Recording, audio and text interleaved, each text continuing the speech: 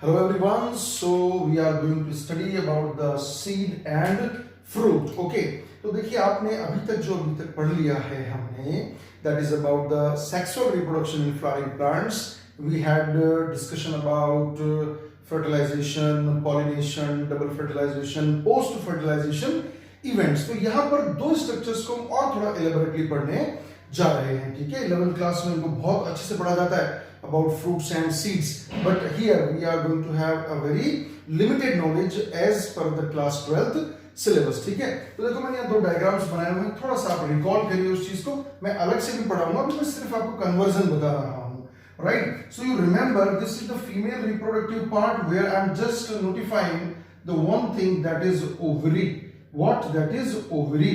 मैं सिर्फ ओवरी को रिप्रेजेंट कर रहा हूँ और यहाँ पर ये जो स्ट्रक्चर है आपका ये वाला, ये जो ओव्यूल है, क्या है बेटा? ओव्यूल जो है, इसे ध्यान में रखना है आपको। तो देखिए क्या होता है आफ्टर फर्टिलाइजेशन, जो चेंजेस आते हैं, पोस्ट फर्टिलाइजेशन जो चेंजेस आते हैं, उनमें से ovary turns into fruit. Ovary turns into fruit जो आप खा जाते हैं, ठीक है। And this ovule turns into seed. Ovule turns into seed. पहली बात तो ये अपने दिमाग में आप रखेंगे, seed is the modification of ovule and fruit is the modification of ovary, right? But इसके अंदर भी छोटे छोटे modifications और रहते हैं। जैसे मैं आपको बताता हूँ, ओव्यूल में इस स्ट्रक्चर का नाम है आउटर इंटेग्यूमेंट। क्या नाम है इसका? Outer integument. और इसके अंदर वाले स्ट्रक्चर का नाम क्या है? Inner integument, right.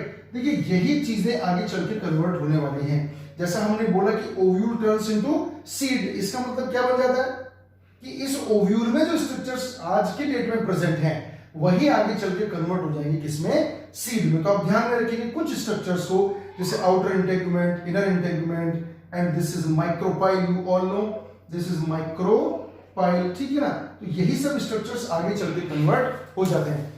जैसे आउटर इंटेग्यूमेंट जो ओव्यूल का आज है, that will turn into testa in seed. Inner integument will turn into tegmen in seed. Likewise micropyle जो आज यहाँ पर पोलन ट्यूब की एंट्री देने के लिए है, यही माइक्रोपाइल सीड में जर्मिनेशन ट्यूब बनाने के लिए रह जाएगा। तो नीचे कितना फैसिलिटेशन देती हुई चलती है, ठीक है ना।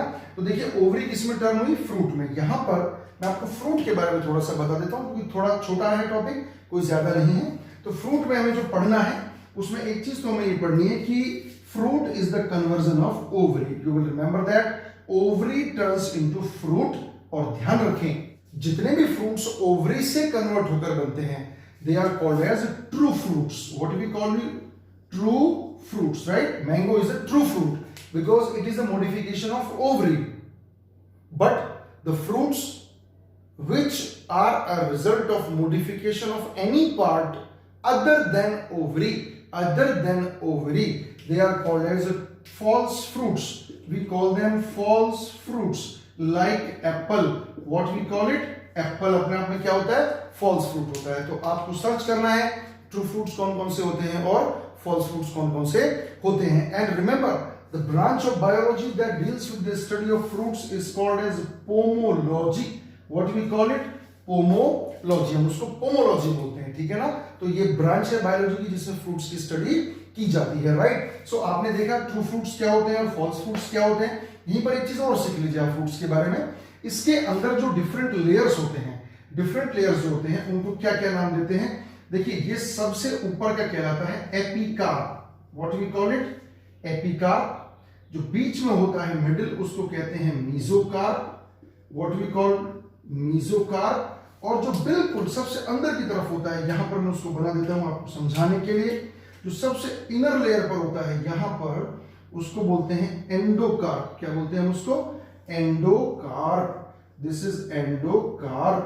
और इन तीनों को मिलाकर कहते हैं पेरिकार्प। पेरिकार्प। देखिए यहां पे एक चीज इंटरेस्टिंग समझने की कोशिश करें।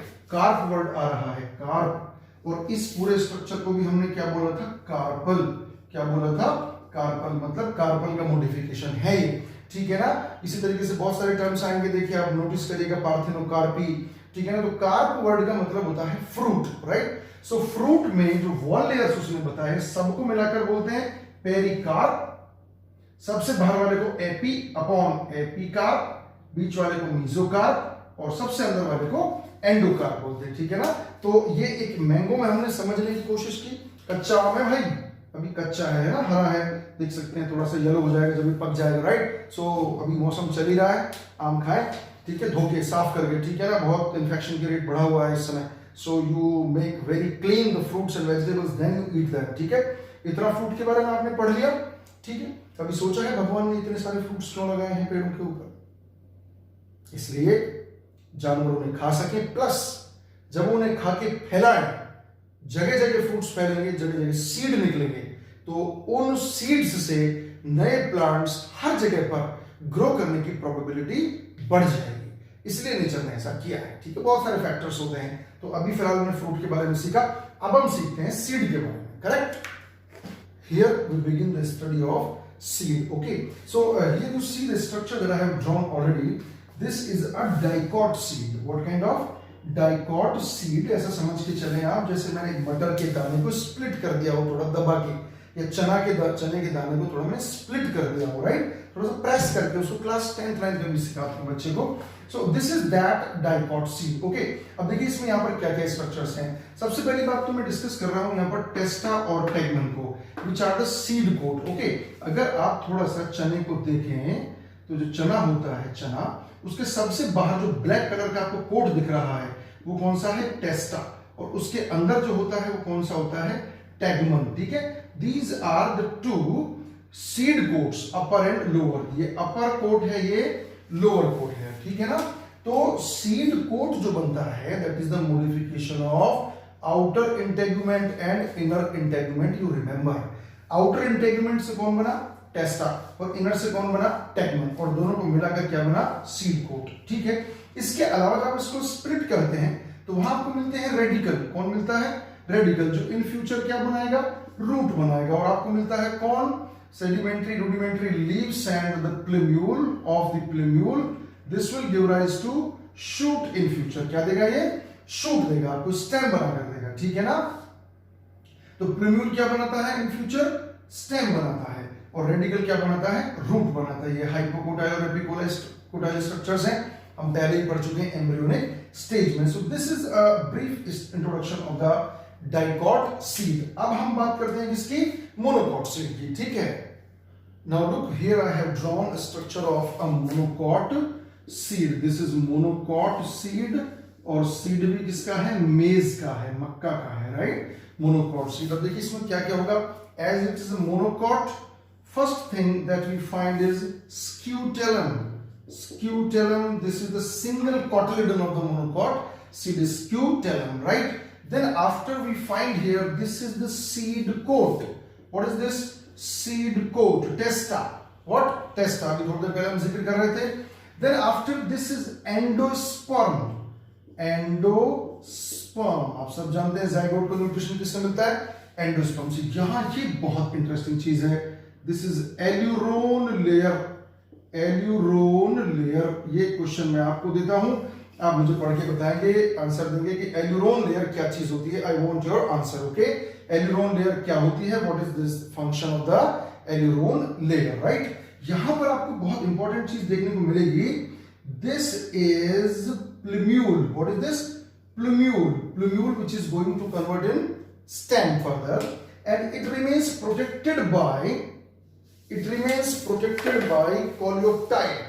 It remains protected by coleoptile.